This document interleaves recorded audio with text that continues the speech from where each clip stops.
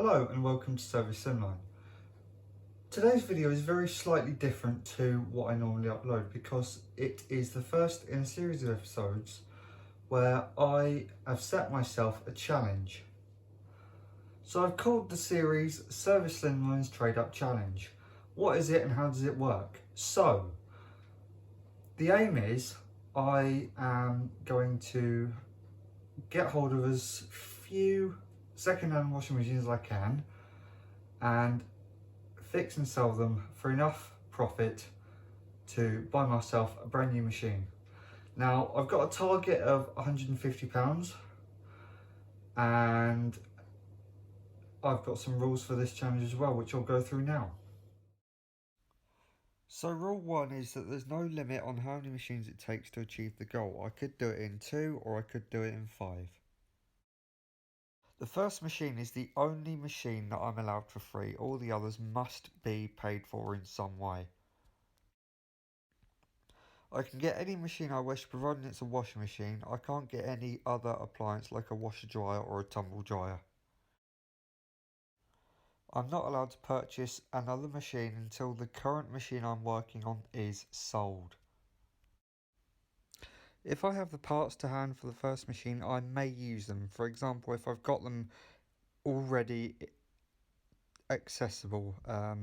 If not, I can purchase new parts. However, if I have to scrap a machine due to being uneconomical to repair, for example needing a new tub, then I may use the parts from that machine that I scrapped for another recon later on. Any YouTube earnings I earn from this or any other video on the machines or even any other video on the channel, I am not allowed to use those YouTube earnings to go towards the final profit. If once the new machine is purchased I still have leftover profit, I may keep it for myself. And finally, once I've finished with the new machine I've purchased, I have to sell the machine. However, the money I earn from selling the machine I can use towards the next challenge. For each machine there will be a video which includes the following: the first look and a more detailed cleanup to usual, the repairs to that machine if necessary, the final result of the reconditioning once I've reconditioned it, and a breakdown of how much it has cost so far, including profits and losses from parts and other materials.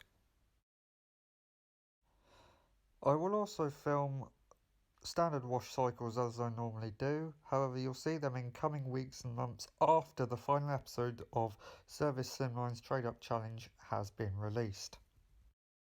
My end goal is to make a minimum of £150 of profit. If I make more, then that is purely profit for myself. During the video I will provide a breakdown of expenses including parts and the machine cost itself. Then at the end I will do a summary including profit and loss.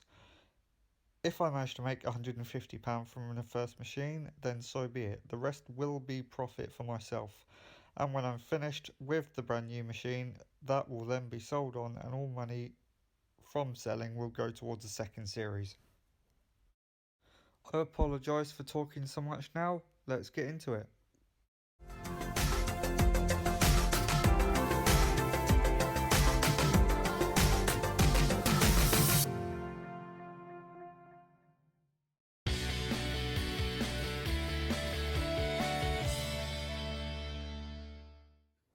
So, welcome to machine number 1 then. First machine in this series that we're trying to sell for a profit, do a bit of work on the ray and work our way up to a new machine. So what are we looking at? It's a Hotpoint Aquarius Plus WMF 945 8 kilo 1400 spin. As you can see, it's virtually the same as near enough every other Hotpoint of its time.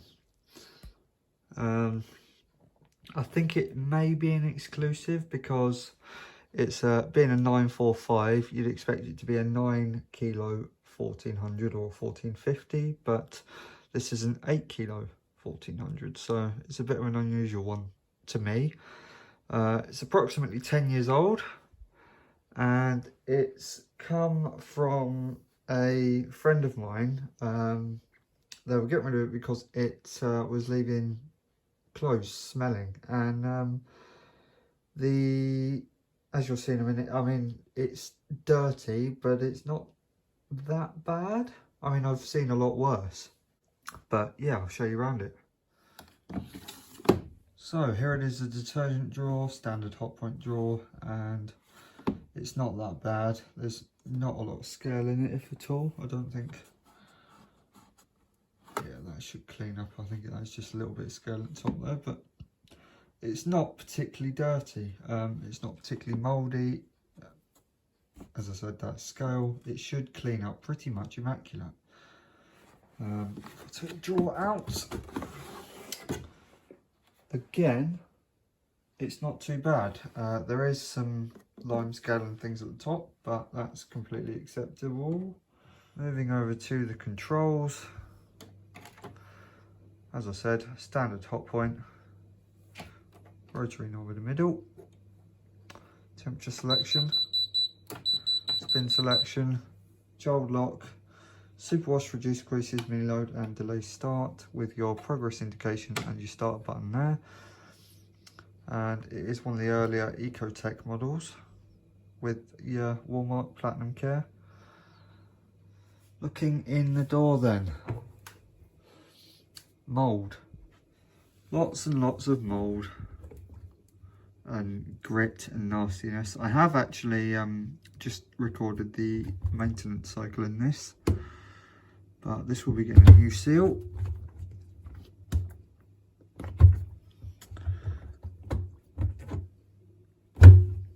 And one last thing, down the bottom I will be getting rid of the guarantee label, as the machine's about 10 years old and it's pointless having it there. Also, being that it's looking a bit tatty now, it will just make the machine look about 5 years newer by the time it's cleaned. So let's recap. It needs a clean. My plan is to do a more detailed clean out than I normally would do, so I'll show you how exactly I clean them, what products I use, etc., and things like that. It also needs door seal. I will include footage of that. You'll see that in a minute. And it needs the guarantee label at the bottom there removed as well. So, as I said, being the first machine, I was allowed a free machine to begin with. This was free, so I've got plenty of opportunity to make a decent profit. Also, if you were paying attention to the rules there as well, you'll have seen that being the first machine, I'm allowed to use any existing parts I have to repair the machine if need be. So I have a door seal for it, and I will be fitting that because I'm starting from nothing and working my way up. That is the whole point of the video. So before we get cracking, I'm going to leave you with a few close-up shots of the areas that need a clean, basically.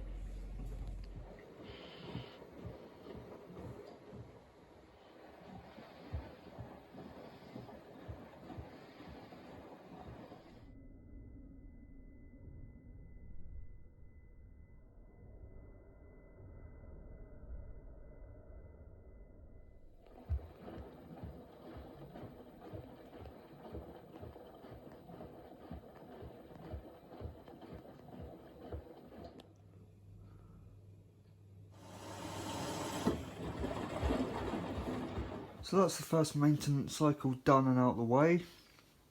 You should have just seen some clips on that. I'm actually going to do it again because what I found is the really dirty machines, yeah, alright, the water was filthy and that, but if I do it again and add my own water to it, you'll see that there's a lot more dirt still in the machine that's been missed. So I'm going to get on with that now, and you'll see a few more clips now. So here we are with maintenance wash number 2, another dishwasher tablet, another cotton 90 and a raised water level, and you can just see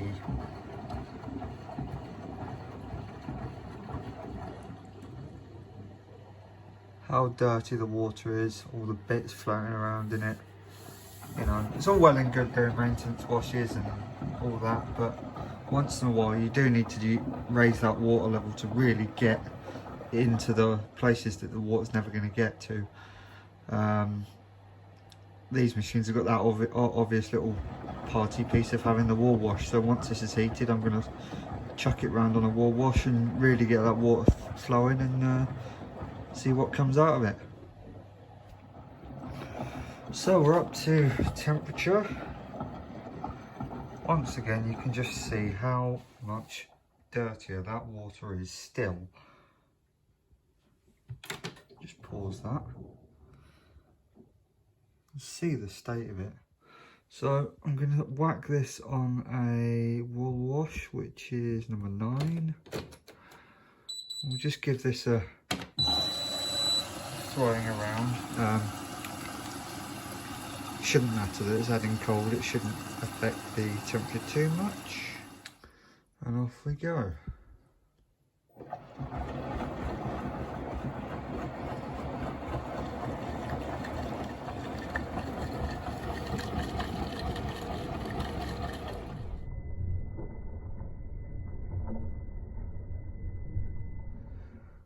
So I just paused it, I'm just going to let it settle now, but you can see the water colour again is filthy. And let's not forget, this is the second time it's had a clean. It just shows, even when you think your machine is clean after a maintenance wash, chances are it isn't. Look at that. Okay, so we're all done now. It smells nice and fresh in there, or as fresh as it can do at this point. Just want to show you, there's bits of just general dirt and nastiness in the machine that collects over time. That's why you can't always trust just a maintenance wash.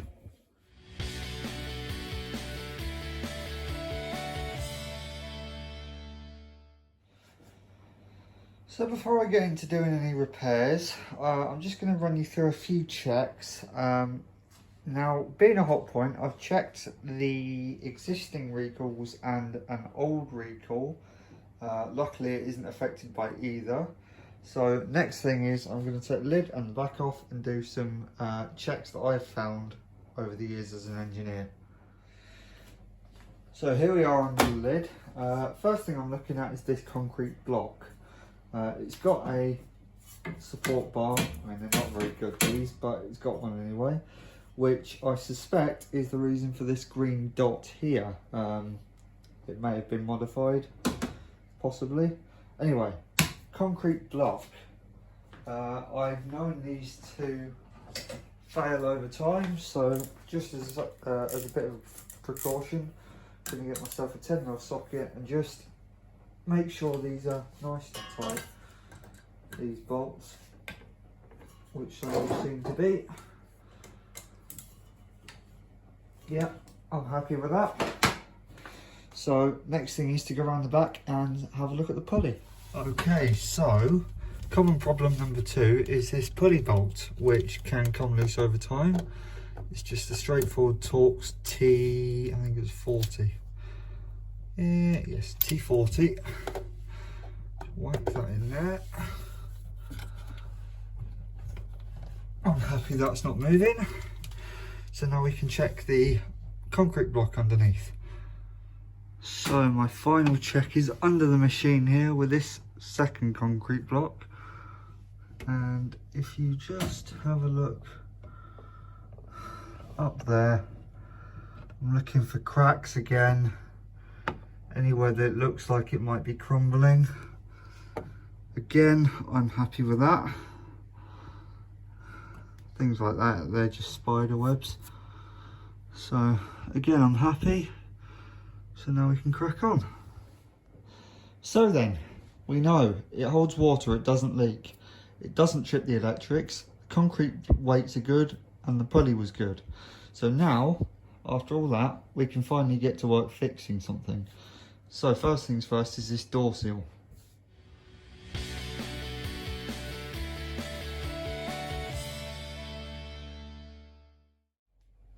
So being that you've seen me take a door seal off and refit a new one to one of these before, I'm just going to get straight on with it.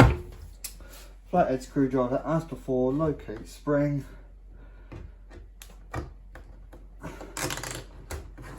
Up and round. Peel the door saw away. And we'll do the same as we did before in other videos. Grab hold of it and push down.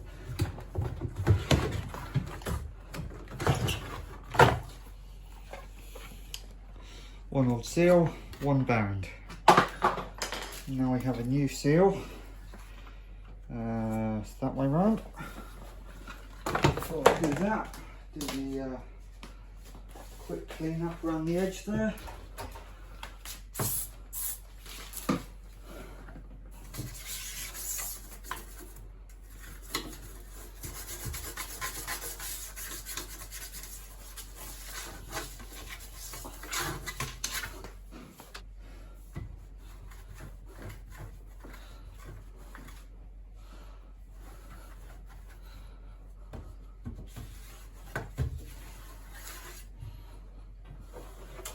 Wipe up the tub face.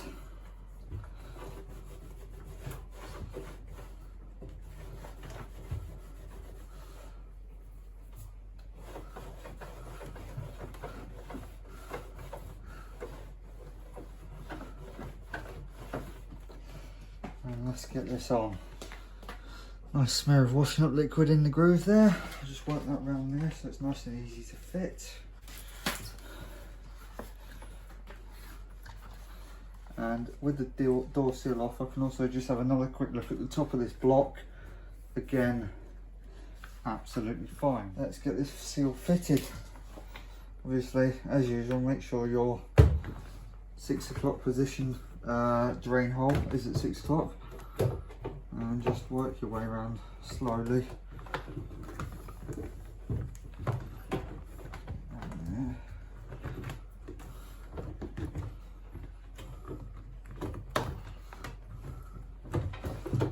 As I've said before, the good thing about having the washing up liquid is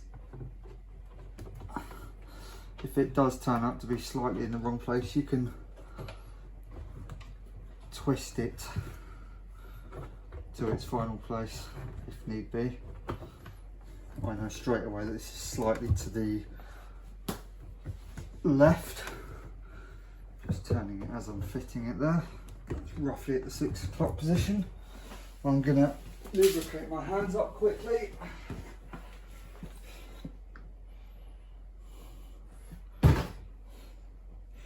Just my fingers there. Grab the band and we're gonna throw that on.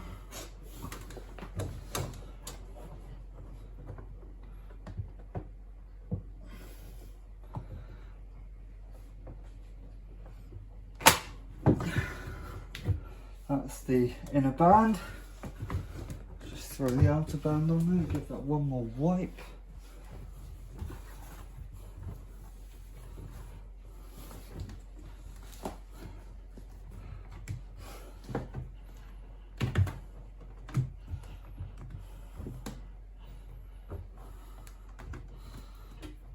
This side being a lot easier to fit because you've got the access.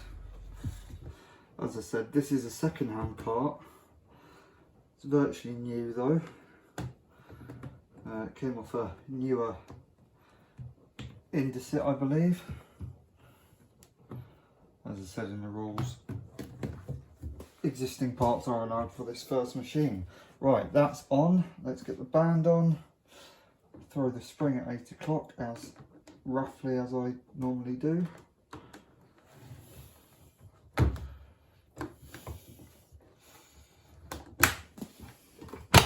And there it is.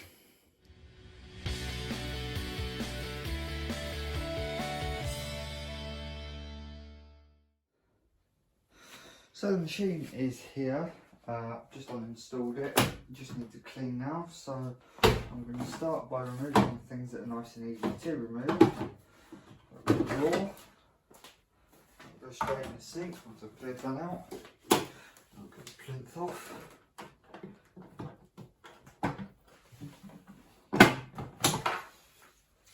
Straight in the sink again. Fill that up with hot water and then leave those to soak. So there's the sink filling up with hot water. I'm going to grab the softener compartment and the drawer and just leave them straight in there like that to soak. And I'll leave the plinth upside down like that, and I'll alternate at each end as we go. So with this lid, I've got, you can see there's some dirt in all these cracks and crevices, so I'm just going to spread a lot with a diluted solution of washing up liquid. Got an old toothbrush, and we're just going to go all around the edge with that. Sometimes it's better to just get some on the toothbrush like that. All around the edge.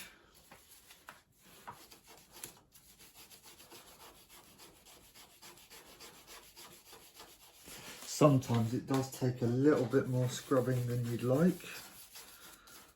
You can see there's quite a nasty bit there. Some of it is actually glue, where the wood is glued to the plastic.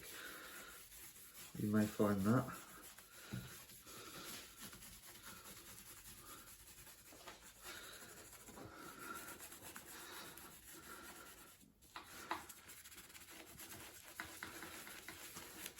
The important thing is not to over wet the lids, because, as I said, they're glued in the wood, but you can actually run the risk of letting water get in behind that wood, and that lifts up the edge of this plastic and causes it to crack. The next thing to do, I've got some cream cleaner, a little bit of that on there. Get the sponge out again and just work that into all the areas. I'm using the soft side to begin with, because most of the time it will come off with the soft side.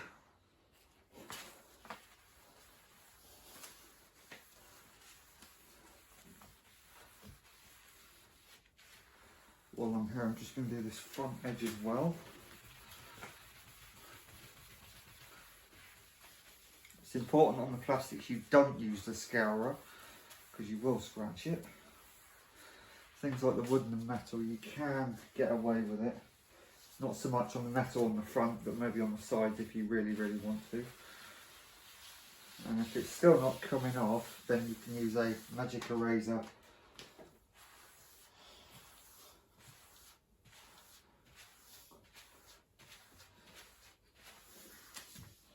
Now I've just got a nice old microfiber towel. I'm just going to go around the edges and all over it. Dry it all off. See what we're left with. Just using my nail to get in the groove again, just to get any water out. There is a little mark there and there. I'll get a magic eraser on. So got my magic eraser, just going to dump that in the sink, get it a little bit wet there. So here's our two marks. Magic eraser.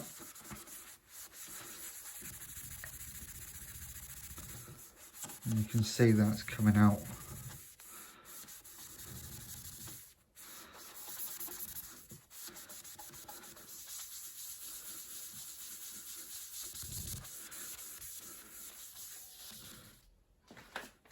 top done, I'm going to whip the lid off.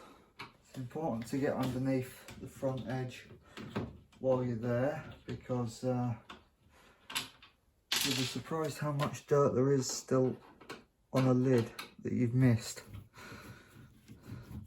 Plus, I need to get the lid off anyway to get the front off.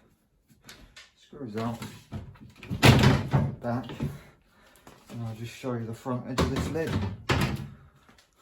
So I've got the lid upside down here, and you can just see this front edge where it would be on the front of the machine is just collects dirt and everything under there. So it's important that you get in there and clean that off. No need to go too mad with this one. It's just getting yourself a sponge again.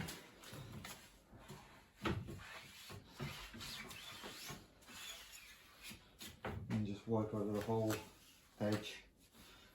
You may want to get inside if there's a few little marks like that. Now, something else I normally do is get my toothbrush and just give in there a quick going over as well. Doesn't need to be perfect because you're never really going to see it. It's just peace of mind knowing it is completely clean. Microfiber, give it all nice quick wipe, and that's the lid done. Next I'm going to whip the back off, and that can go straight in the sink briefly. And once again I'm just going to grab my sponge. It's only a little bit of can't even call it carbon dust because it's a brushless motor, but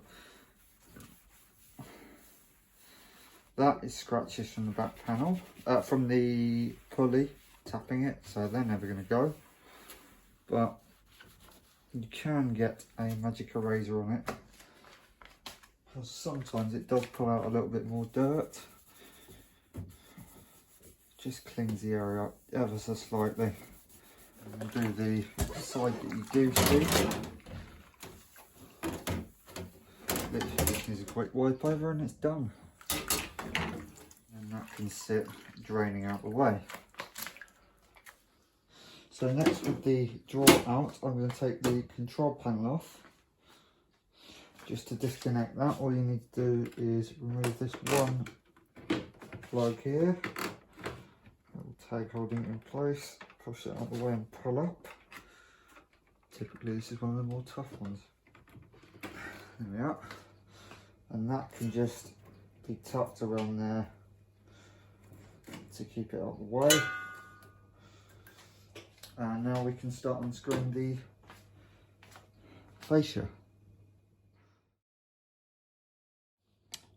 Now with all the screws out, we've got these little tabs you just need to pull up to release the panel from the front, and then the drawer may have to be lifted slightly. It should just come out enough to get the fascia out like that. Now I've just got the control panel resting on a tea towel because I'm going to remove the electronic part from the control panel itself. So you've got screws around the edge here. There's 2, 4, 5 of them. Some of them there are 6, I think. Now it's important to remember where the knob is pointing, because it'll only have one way to go. So I'm going to leave it at number 1, just for memory's sake, nice and easy to remember.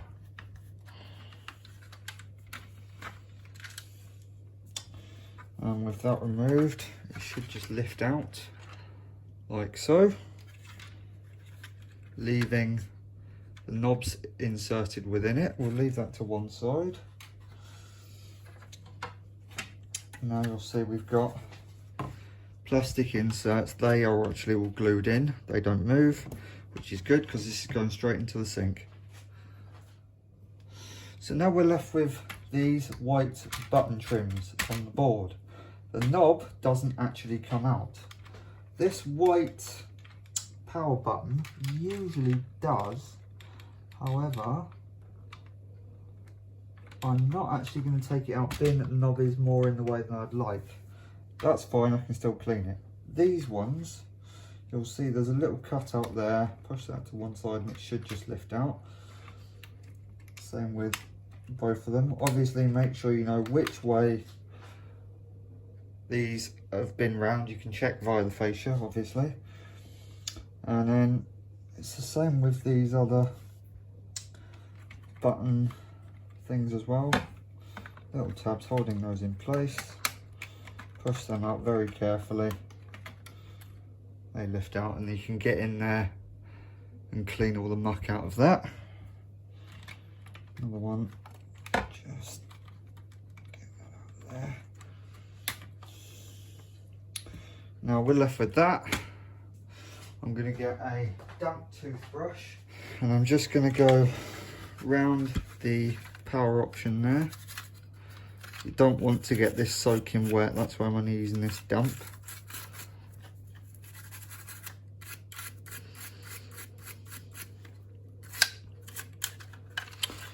But it'll clean up very, very easily.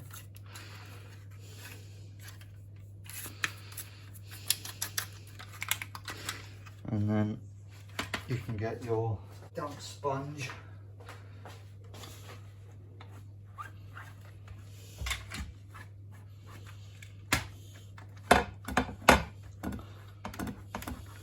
Go around the main area. Get the toothbrush in around the edge. If you really want to, you can get the sponge on the top here and just turn that to clean that edge. Now, like the rest of the stuff, that can go to one side and dry off just to be safe. As for the rest of these, they can go straight in the sink.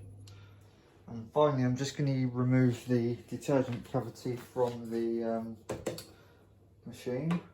So we've got 2 screws at the back here.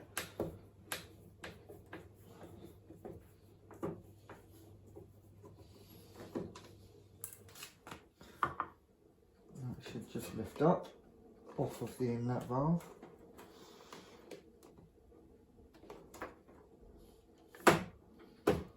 Like that. And now there's a hose at the front there that just needs to be unhooked. Push that down out the way. Some of these can be a bit tough.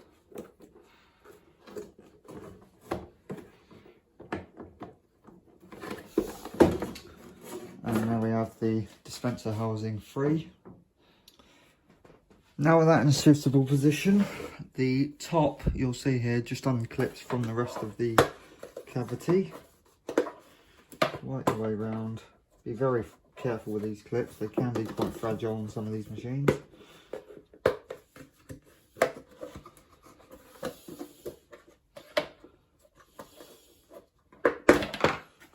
And now we have the insert split. Now again, these can go straight in the sink. Now finally all I need to do is get myself a 7mm ratchet spanner and get this door hinge off.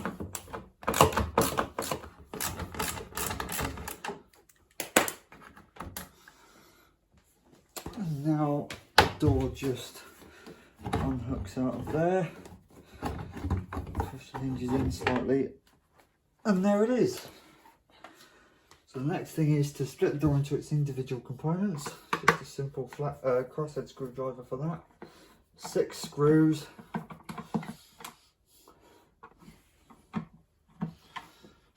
With that done, I'm going to slowly flip this upside down because there will be screws that drop out. If you're lucky, all 6 will drop out in roughly the same place. 1, 2, 3, 4, 5, 6. Now we'll lay that down that way round and just lift up one edge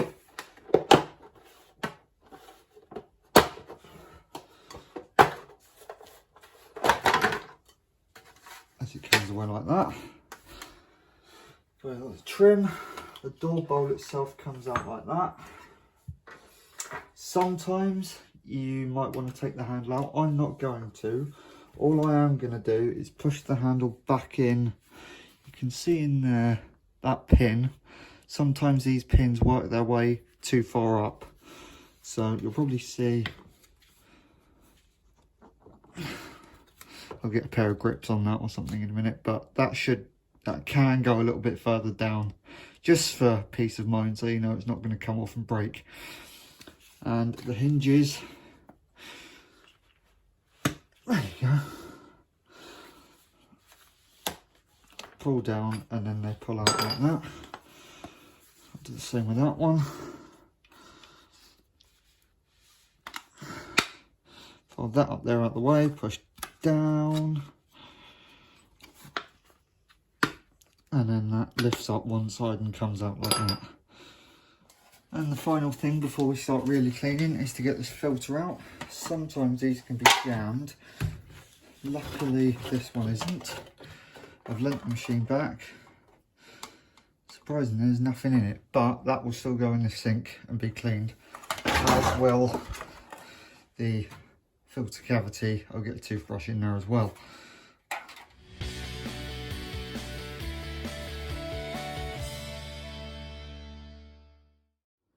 So the first thing I want to do now that everything's sitting in the sink soaking away is get rid of this rather nasty sticker. You've got bits where it's coming away at the side and there's a few little scratches around it in chips.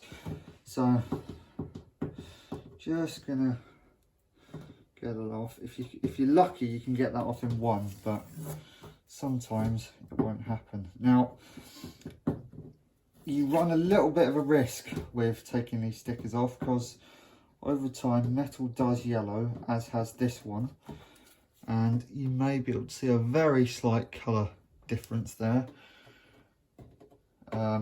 You can sometimes blend that in with a little bit of polish, which is what I'm going to try and do.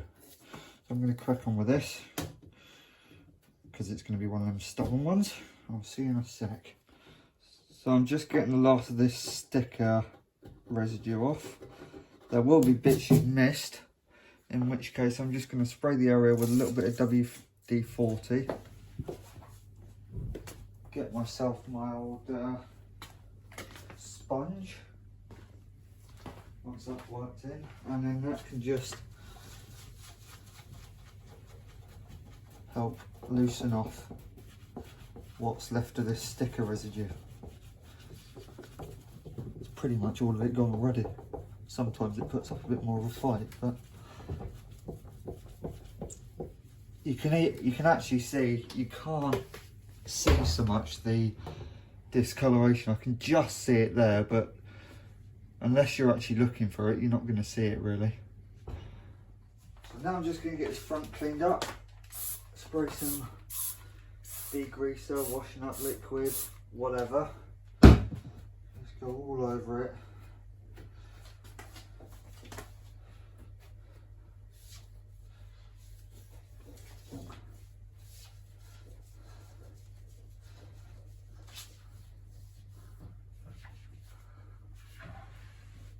Not bothering touching these stickers because they won't matter. Definitely don't want to be touching that one because it's the rating plate for the machine. You need to keep the machine's identity.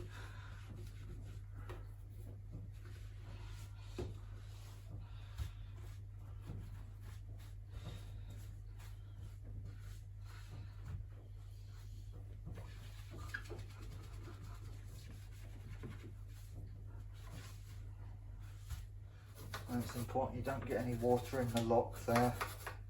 Don't flood it because that will cause a issue, make the machine trip the electrics. Try it off quickly. Straight away you can see there's already a massive improvement just by wiping the front down. So I'm going to carry on with the rest of it. If you come across any stubborn marks like that, once again a little bit of Jif on your sponge is a good idea. If for whatever reason it still doesn't shift, luckily with a scourer pad on the edge it has, Sometimes it may not. There is another trick. If it comes to it, I'll show you later. So you'll see here, these two little marks. What I've got is some regular grade paste compound. I'm just going to put that on a cloth. Just get a little bit on the edge of the cloth, just like that, and then work that into the area that needs to go. And you'll see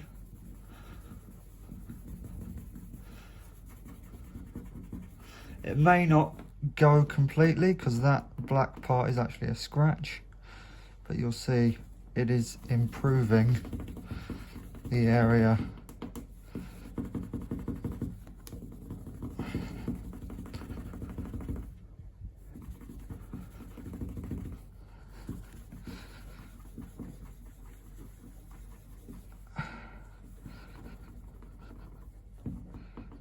There is a tiny bit left, but that's actually scratch residue, so there's nothing else I can do. But you can see there is a noticeable improvement. Now all you need to do is get yourself the clean side of the cloth. You can buff that off, and then sometimes, depending on how much I'm put on or how big the area is, sometimes I get some washing up liquid and just give that a wash off. Okay, so now I'm around the other side. You'll see there's actual scratches on the paintwork here. The other good thing about this compound is sometimes you can actually clean up a scratch rather than sand it down and improve it that way. Only way you're going to know is by sticking some on the cloth and trying it out. I mean, I can see it has improved it ever so slightly. You're never going to get a perfect result on a 10-year-old machine. But it's good for that as well. Now another thing, if you've got a stinky machine like this one, a lot of the time people will forget the hoses. These are nice and easy to come out. The tub will fit into this slot here, and yeah, I'll just stick that in the sink and give it a wash out with some washing up liquid, toothbrush and a bottle brush or something like that, and then refit it and we'll carry on. So I'm at the stage now where I've done the control panel and I've got it back together, but I've noticed these buttons are all warped, so I've had to order a new set now. That's my mistake, putting them in too hot of water.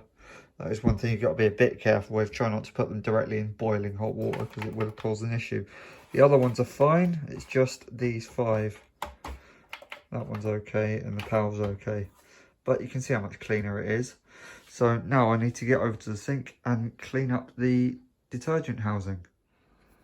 So with this then, I'm going to do pretty much what I normally do. I've left this soaking. Get the toothbrush and just get all over this. Just try and loosen up what I can. Then we can see what is limescale, what is dirt, what is mould, and what's anything else that might be on it, what might be detergent, etc.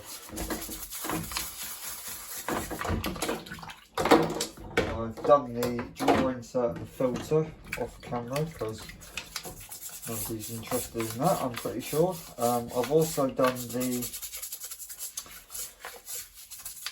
back of the machine and the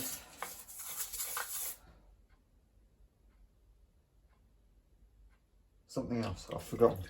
I can't think. Anyway, that's probably as much as I'm going to get off of that now. Oh, hang on, a little bit more there. Scrub at it sometimes.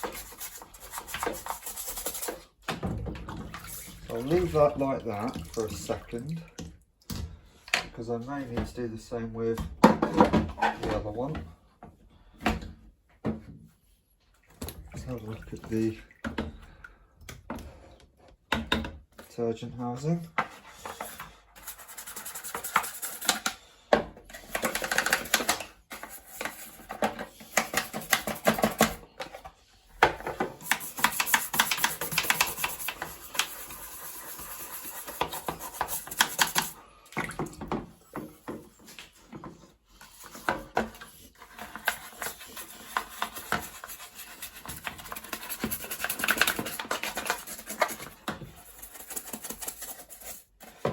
So you can see there's a lot of mould, there's a lot of scale on it.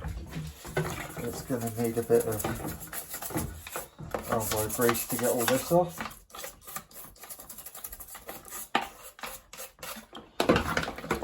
I'm also going to do the bottom while I'm at it.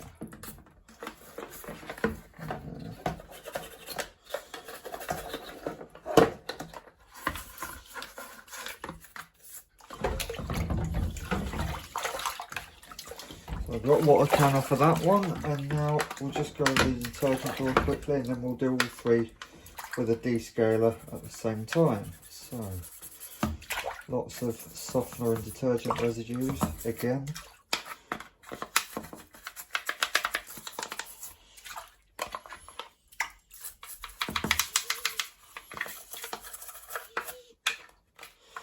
Not forgetting the bottom as well.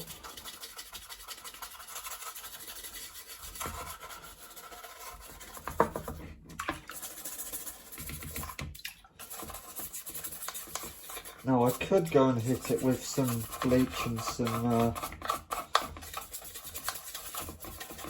cream cleaner, but for what you're going to get as a result, it's better off just going straight in with a descaler. So I'm going to get on with that now, and I'll see you in a sec. So I'm here with the top of the detergent drawer housing. Spray this with some of this descaler. Leave that to one side. I'm also going to do the same with the housing, and then I'll have to just alternate things around here and there. A little bit in there as well.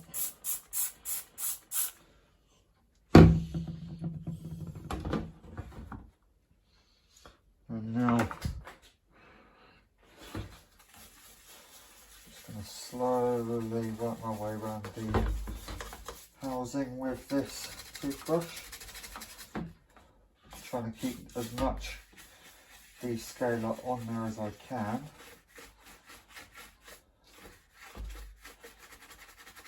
You can already see it's working under all these studs.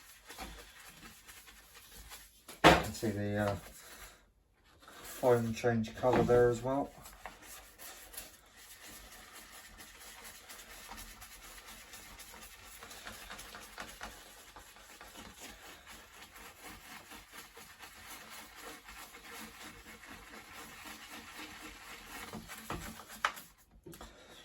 For a moment, come back to it, and then we've got the detergent drawer housing.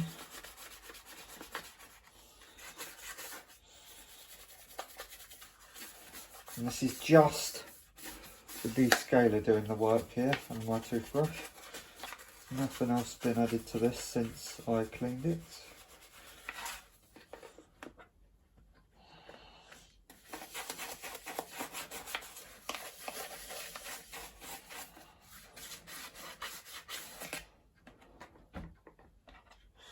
Trying to be careful not to tip the stuff down the sink and waste it like I did just now.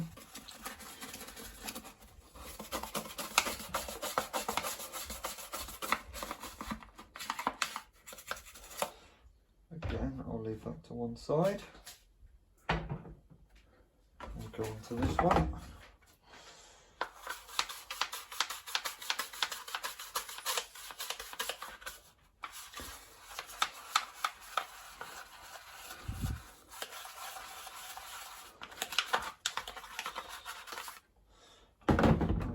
Now we just keep alternating the thing we're cleaning while it sits and soaks a bit longer.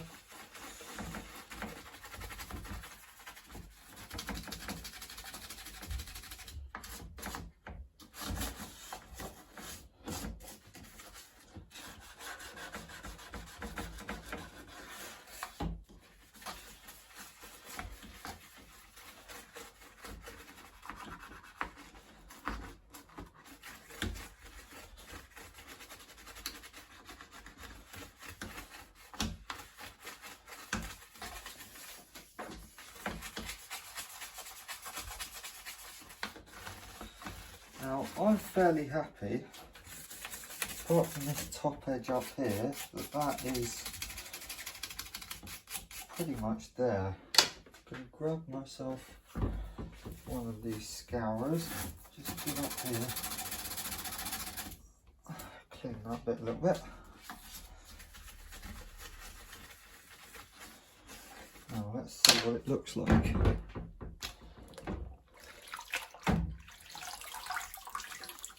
So it's pretty much there now. It's just a little bit at the bottom there to come off. I'll probably just come off with a toothbrush now.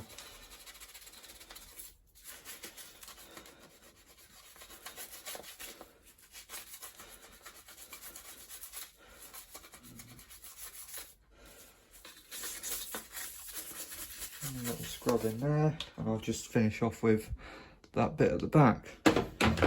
Catch you in a second. I'm going to show you how to do a door bowl, because I've done the other parts of the door. So dump this in there, give it a quick rinse round for a start, and then you'll notice these scale marks is what the main aim is to remove now. Get rid of the worst of it.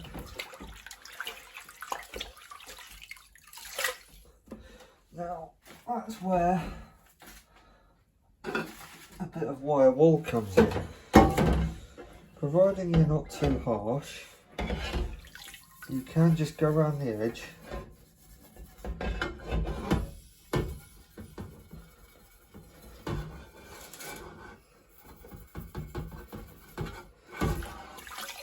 It's not going to scratch the glass at all, actually. Just be careful with it though, as you would with glass. Just go all the way around, and eventually you can hear it going. It's never going to go completely, but it's a huge improvement. So now I've got the machine on its back. Last thing I need to do is take off the sump hose and give that a clean. No brushes to check because it's a brushless motor. So let's get this off. I need to get myself some grips.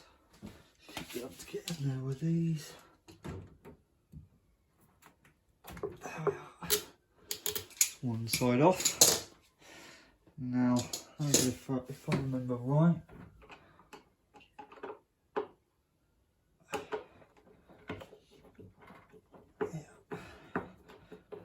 just a screwdriver crosshead to get the sump off the tub. Pulls off like that. So now I'm going to throw this in the sink. Just had a piece of plastic fall out of it, possibly from the machine. I'm not sure. I don't recognise it at this point. The other thing I need to do, whip these clips off, because I'm going to push the eco ball out.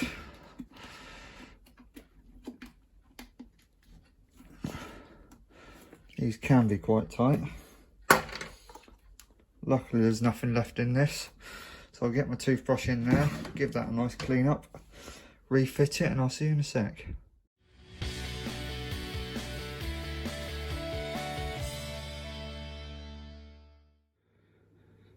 So here it is. It's actually a couple of weeks later.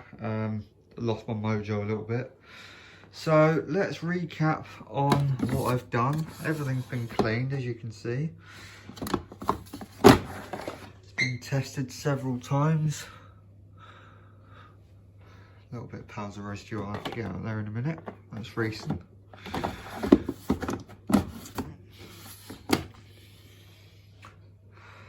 All the buttons are clean, apart from that little mark. Like I say, it's been in daily use for a few days. As I've been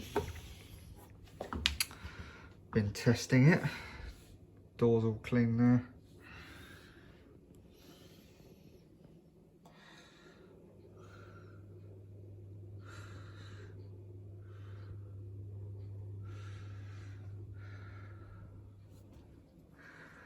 So in a couple of weeks I haven't been haven't been recording, I have had to replace these buttons because they warped.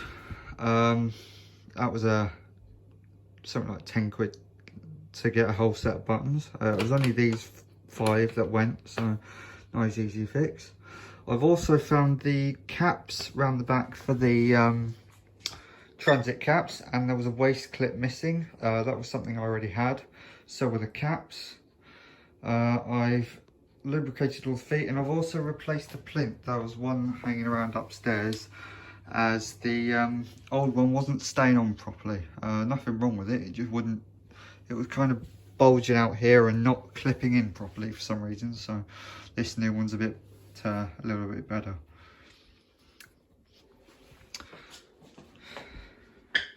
So that's it for this one. Join me next time when we find out how much this sold for, and then we'll see the new machine.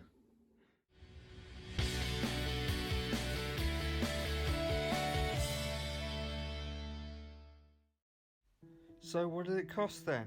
So the machine itself was free. The door sill I had sitting upstairs on a spare tub, that was free. The buttons were £10. The transit blanks, waist clip and plinth were all parts I had upstairs, they were all free. And at the moment I haven't sold the machine, so I haven't got a profit figure. You'll see that at the beginning of the next episode. So thanks again, see you next time, bye.